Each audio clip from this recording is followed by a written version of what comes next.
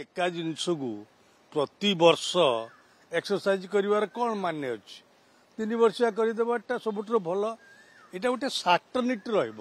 जो मैंने मद व्यवसाय करुँच लाइसेंस अच्छी मद मैन्युफैक्चर करुँच से गोटे सार्टनिट र3 वर्ष दिस इज दी पॉलिसी से अनुसार समस्ते काम करेंगे। ये जो नुआ पॉलिसी आसूची या गोटे गुरुत्वपूर्ण दिग रु जा भावुची जे डिमांड रिडक्शन पाई आमर अवेयरनेस प्रोग्राम बहुत किछि करा जिवो कारण ओडिशा भली गोटे गरीब राज्य रे ओडिशा भली एक सांस्कृतिक राज्य रे मदुआंक संख्या दिन को दिन बढ़ी बढ़ी चली या 30% को डेई सारा आगुरी आज्ञा 14% भितर रोला एबे 30% रो अधिक मदुआ तेणु आउ सबुठारु बेसी दुखर घटना होची जे 6% महिला भी मद पिउचंती ओडिशा रे वर्तमान जो डाटा आसछि ऑल इंडिया डाटा ओडिशा रे जो मदुआंक संख्या अन्य राज्य तुलन रे बढ़ू जबले बिहार रे कमुची आंध्र रे कमुची किंतु ओडिशा रे बढ़ुची से दृष्टि डिमांड रिडक्शन पाई ये पॉलिसी रे स्थान पाइब डिमांड रिडक्शन केमती हम ये जो मदुआंक संख्या केमती कमिब 1 नंबर 2 नंबर है जे एवेलेबिलिटी आपण जानिचंती जदि मदटा गोटे पाखरे एवेलेबल होउची मदुआंक संख्या बढ़िबो एवेलेबिलिटी जदि कमे दबा ताले टिके लोक पीबाटा टिके कमी जीवो सेतिपई जदि एवेलेबिलिटी टिके कमिबो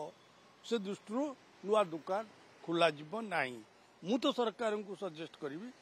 20% खंड दुकान बंद कर दियंतु जो ग्रामीण क्षेत्र रे जो सब दुकान रही गाँ गंडारे जो मदुआ सृष्टि होउची ताकू बंद करा जाओ। तृतीय कथा है ये जो स्टडी करिया को जाइतिले कहउचंती कोन जे स्टडी कले मु जाननी किंतु गोटिए कथा सरकार को करने को पड़ो जो देखु आमर जो पड़ोसी राज्य रही छत्तीसगढ़ है झारखंड है वेस्ट बेंगल है आंध्र है ये सब आमर पड़ोसी राष्ट्र ये पड़ोसी देश प्रदेश गुड़ाक जदि मदर रेट जदि कम थी तामाने एक्साइज ड्यूटी जदि कम लेबू होती कम रेट रे मिलिबो आम राज्य रे अधिका रेट रे बिक्री हम हेले कौन हम ना सबू स्मग्लिंग है मद ओडिशा भितर सबू राज्य रु पशु झारखंड रु पशु छत्तीसगढ़ रु पशु आंध्र रु पशु